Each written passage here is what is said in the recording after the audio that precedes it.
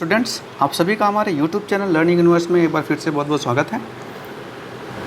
Students, today we are going to study class 7th English worksheet number 2 dated for 15 July 2021। बच्चों, आज की इस जो वीडियो है इसमें हम 7th क्लास की वर्कशीट 2 जिसमें कि सिंपल प्रेजेंट टेंस जिसका टॉपिक है उसको सॉल्व करेंगे। इसमें हम सिंपल प्रेजेंट टेंस क्या होता है, उसके क्या क्या कैसे पहचानेंगे और उसमें क्या बेस फॉर्म वर्ब की कौन सी फॉर्म यूज होती है, ये सब हम जानेंगे। तो चलिए इसको वीडियो को पूरा देखिएगा और फिर आपको सिंपल प्रेजेंट टेंस के बारे में बहुत कुछ जानने को मिलेगा। स्टार्ट करते हैं। सिंपल प्रेजेंट टेंस, आपको पता है टेंस 3 होते हैं, प्रेजेंट, पास्ट एंड फ्यूचर, यानी वर्तमान, भूतकाल, वर्तमान काल, भूतकाल और भविष्य काल। सिंपल प्रेजेंट टेंस या इसे ही प्रेजेंट इंडेफिनिट भी कहा जाता है। अब देखिए क्या होता है। Simple present tense is use to denote general truth, habitual action which are done sometimes और एवरीडे। मतलब जो सिंपल प्रेजेंट टेंस है इसका प्रयोग हैबिचुअल यानी जो हम डेली आदत के रूप में एक काम करते हैं, या जनरल ट्रूथ या सामान्य जो सत्य होते हैं, सार्वभौमिक जो सत्य होते हैं, उनके लिए इसका प्रयोग होता है। जैसे सी डज हर वर्क सिंसियरली, यानी कहने का मतलब ये है ना कि केवल उसने आज ही काम नहीं किया, वो अपना काम सिंसियरली करती है। कहने का मतलब ये है ये उसकी हैबिट है या उसका ये रेगुलर काम है। माई सन लिव्स इन लंदन, ये जनरल ट्रूथ है, वो बता रहे हैं उनका सन लंदन में रहता है। The earth revolves around the sun, ये यूनिवर्सल ट्रूथ है, यानी पृथ्वी जो है सूर्य के चारों ओर चक्कर लगाती है। तो ऐसी चीज़ों को डिनोट करने के लिए, बताने के लिए ही सिंपल प्रेजेंट टेंस का यूज़ होता है। अब चलिए, अब जैसे हैबिचुअल में और भी, जैसे आई गो टू स्कूल डेली, मैं रोज़ स्कूल जाता हूँ। तो रोज़ जाने का मतलब वो उसका जैसे एक हैबिट हो गई है, उसका जनरल का जिसके पर डे का काम हो गया है, ऐसे काम जो एवरी डे करता है।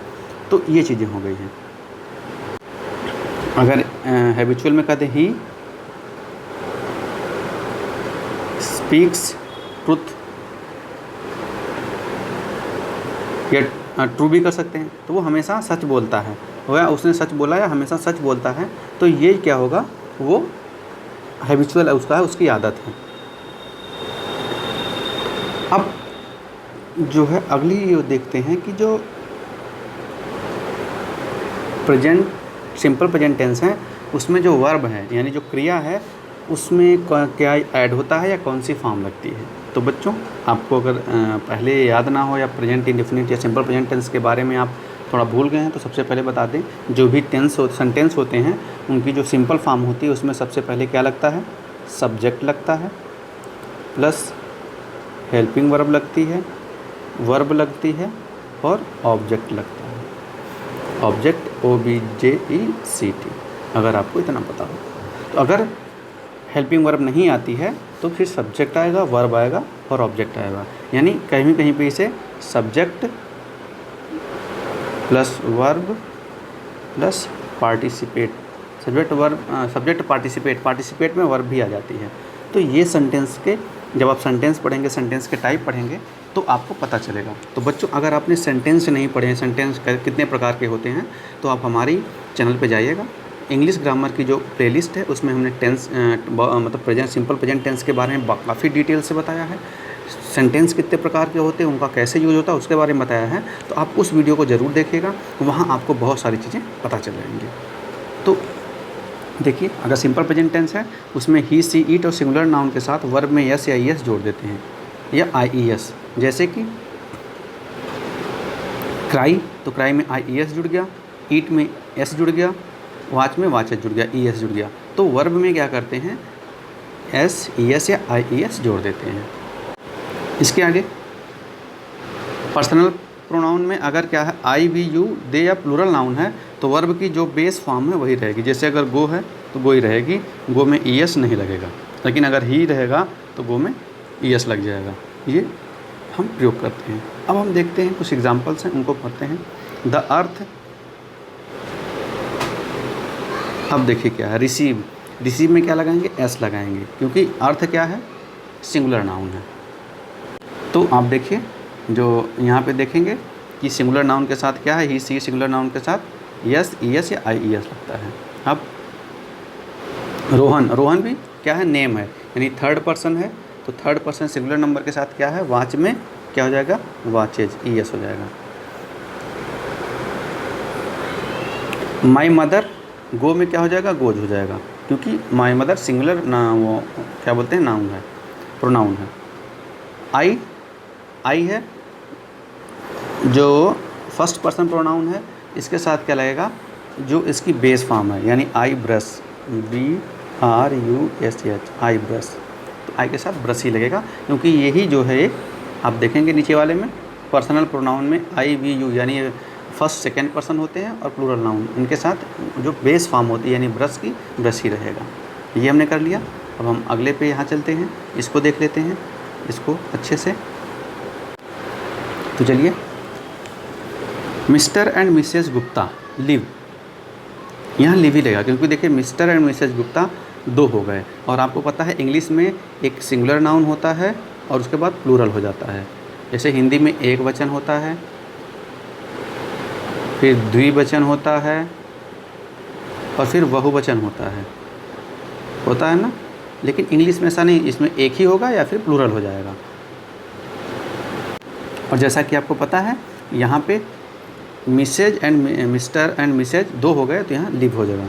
क्या लगाएंगे, लिव ही लगाएंगे। ये जो है, इन ए वेरी ब्यूटीफुल हाउस, बहुत सुंदर घर में रहते हैं मिस्टर गुप्ता। अब ये सिंगुलर हैं तो गो में क्या लगेगा, ES, तो mister Gupta goes to his office early in the morning. They हो गया, प्लूरल प्रोनाउन हो गया, तो राइज हो जाएगा। तो राइज का राइज ही रहेगा। ये जो लिखा गया है बच्चों, यही हम यहीं पे रखेंगे। They rise at 5 AM every morning. Then they go, क्योंकि यहाँ गो ही रहेगा क्योंकि ये प्लूरल है। मिसेस गुप्ता, ये सिंगुलर हो गया है तो प्रिपेयर्स हो जाएगा। तो क्या हो जाएगा, मिसेस गुप्ता, इसको यहाँ पे भरेंगे PREPARES, प्रिपेयर्स, मतलब प्रिपेयर में S जोड़ देंगे। Delicious breakfast for mister Gupta. He यानी मिस्टर गुप्ता सिंगुलर नाउन है तो लाइक्स हो जाएगा। लाइक में क्या जोड़ेंगे, S जोड़ देंगे, ही, ऐसे लाइक में ही likes. To eat bread and butter in breakfast. Mrs Gupta do, कुछ जगह क्या हो जाएगा, does. Mrs Gupta DOES, does. हर household chores. After all she singular हो गया, takes, she takes rest and watches, तो वॉच में क्या हो जाएगा, वॉचेज टेलीविज़न, क्योंकि ये सी यानी सिंगुलर नाउन है। ही सी इट आपने देखा होगा। मिस्टर गुप्ता रिटर्न्स, तो रिटर्न में S लगा देंगे, RETURNS, returns from his office early in the evening. He brings, BRINGS, he brings, क्योंकि ये ही सिंगुलर नाउन है, प्रोनाउन है, तो he brings some fruit. Both of them eat, both of them, both मतलब दोनों, तो वो एक नहीं है, दो हैं, तो singular. Eats the fruits, eat the fruits, eat हो जाएगा यहाँ पे।